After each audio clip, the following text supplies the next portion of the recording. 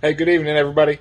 Tony Harden here with Carroll Shelby Racing. I just wanted to touch base with you and give you an update. We're going to do an install video today of the Rain Shield GT500 Rain Guard acrylic Shelby GT500. I'm going to go ahead and show you, to start off, how I took it off. All right, so you got the Rain Shield sits at the GT500. Understand that you're going to have Torx bits. So you got a total of 1, 2, 3, 4, 5, 6, 7, 8. You have a total of 8. All right. So I'm going to bring you over here to the Rain Shield. Some of the parts that you're going to need, tools, I should say. You're definitely going to need to tape measure. You're going to need a razor blade in order to help during the process. I want you guys to know that I have measured the rain guard.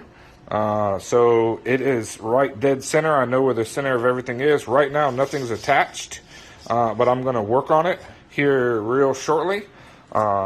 These two pieces is what comes. Here's your snake. And here's your Shelby GT500. All right. So understand on the back it's going to have 3M tape on the back side. For installation, we're going to have to remove some of the pieces here on the back side in order for us to put it down. So what I'm going to do right now is I'm going to go ahead and take the tape off on the back, understanding what parts are actually going to be there. Understand the center sections right here. I will not remove the tape. I will leave that alone, but the tape in between these lines will have to come off. All right, so let me pause this video and go ahead and start taking that off so we can go from there. All right, so welcome back. As you can see, I've removed the 3M backing paper that's going to be on the back of this prior to laying it down. I've cleaned the backboard of this Rain Shield with some brake cleaner to make sure it is squared away and good to go. As you have the snake squared away and good to go, I want to give you guys a good idea on how to lay it. Of course, I'm only got 2 hands, so it doesn't work. So she's going to go down like this. You're going to line up your lines accordingly. I like to use the top part of the skull. I say skull. The top part to line up with this right here, making sure that it lays flat. When I install it, it kind of bend it to where the top goes first, and then I lay the bottom down after that. And then for the secondary piece, you can see that's backwards. So when I lay it down, I'm going to line this up accordingly. Now, I have made the plus sign, so I've measured half from side to side and half from top to bottom, which gives me my frame of reference, which is going to be right here as I line these up and I press these down onto the Rain Shield. Give me about 3 more minutes. I'm going to line that up and lay it down, and then we'll continue. All right, so now you see us with the alignment from top to bottom with the snake and the Shelby GT500 sitting here at the bottom. There's a little bit of extra over here on this side, so I was only looking at the top of this Y in comparison to the top of this S. That gave me my best frame of reference between the edge of the snake here and the edge of the snake here, which made it look pretty good. So what I'm going to do now is I'm going to take the painter's tape off. I'm going to peel back the snake on top of it, and we'll get our final product. And as you can see, we have the Rain Guard acrylic Shelby GT500 installed. With the tape that you peel off, you will see that the tape that I did not pull, which would give you your line and your setup, same thing for the GT500.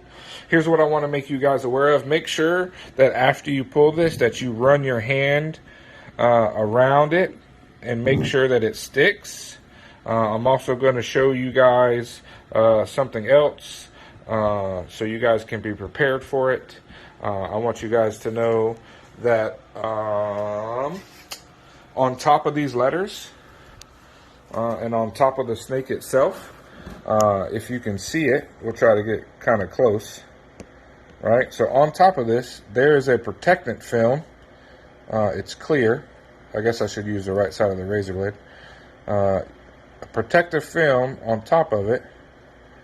We'll try to get this off so I can show you. It's a little bit difficult with one hand, but we're working it. We'll come up here. There's a clear. There it comes.